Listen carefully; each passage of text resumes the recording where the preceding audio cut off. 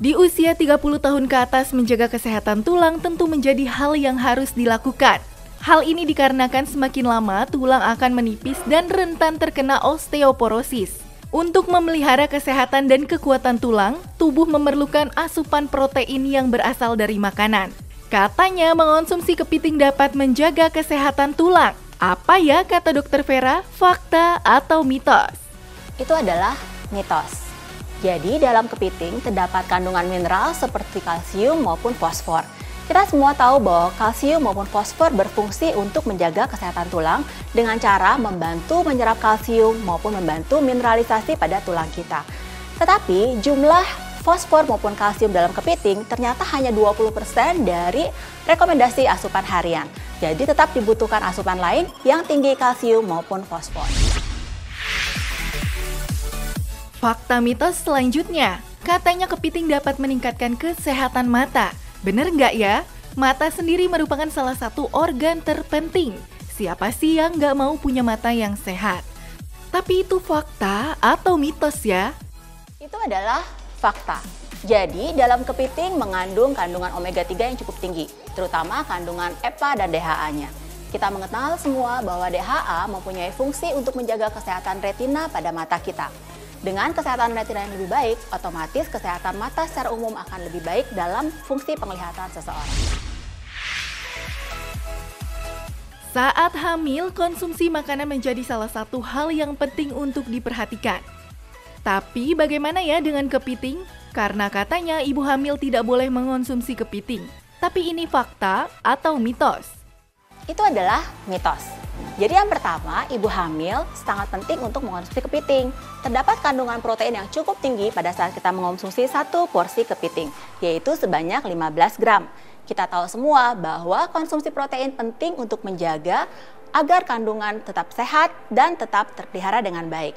Yang kedua adalah kandungan B12 atau B9 atau asam folat yang cukup tinggi pada kepiting. Kedua vitamin B tersebut akan mencegah terjadinya anemia pada ibu hamil. Dan kita semua tahu bahwa asam folat penting menjaga terhindar dari penyakit neural tube disease yang seringkali ditemukan pada saat kondisi hamil muda. Tetapi hati-hati, ketika kita mengonsumsi kepiting, penambahan garam akan meningkatkan kandungan natrium pada kepiting. Dikhawatirkan, konsumsi natrium yang terlalu tinggi akan membuat ibu hamil untuk rawan mengalami tekanan darah tinggi dan akan terjadi penimbunan cairan seperti bengkak pada kaki. Sehingga konsumsi kepiting pada ibu hamil tidak boleh terlalu sering maupun terlalu berlebihan. Penyakit jantung masih menjadi salah satu penyakit mematikan. Berdasarkan data WHO, penyakit kardiovaskular merenggut nyawa 17,7 juta setiap tahunnya. Berolahraga, mengonsumsi makanan yang membuat jantung lebih sehat menjadi cara yang mudah dilakukan. Lalu bagaimana dengan mengonsumsi kepiting ya? Itu adalah fakta. Sebenarnya dalam kepiting terdapat berbagai zat yang berfungsi untuk menjaga kesehatan jantung kita. Yang pertama adalah kandungan omega 3. Kita semua tahu bahwa omega 3 berfungsi sebagai anti radikal bebas dalam tubuh kita, selain juga mencegah terjadinya peradangan dalam badan kita. Nah, kedua zat tersebut tentu saja memberikan efek proteksi untuk mencegah terjadinya kelainan jantung. Yang kedua, ternyata dalam kepiting mengandung banyak vitamin C, vitamin B12 maupun asam folat. Ketiga zat tersebut ternyata membantu untuk meregulasi kandungan homocysteine dalam tubuh kita. Homocysteine akan menjaga supaya tidak terjadi gangguan baik pada serangan jantung maupun pada serangan stroke. Tetapi hati-hati, pada penderita darah tinggi, ketika kita mengonsumsi satu porsi dari kepiting atau kurang lebih 2 sendok makan kepiting, ternyata akan memenuhi 1/4 dari rekomendasi asupan natrium dalam seharinya. Nah, belum lagi apabila kepiting tersebut diolah dengan menambahkan berbagai macam bumbu dapur yang mengandung tinggi natrium. Peningkatan asupan natrium yang cukup tinggi akan berkorelasi dengan resiko peningkatan tekanan darah dan akan menimbulkan gangguan jantung pada seseorang yang memiliki penyakit hipertensi. Udah dijawab ya semuanya sama Dokter Vera? Nah, sebelum mengonsumsi kepiting, simak dulu tips berikut ini. Sebelumnya, kita wajib mengetahui jenis-jenis krustasea yang banyak beredar di Indonesia. Yang pertama adalah golongan rajungan. Golongan rajunan adalah golongan krustasea yang hidup di perlautan dalam.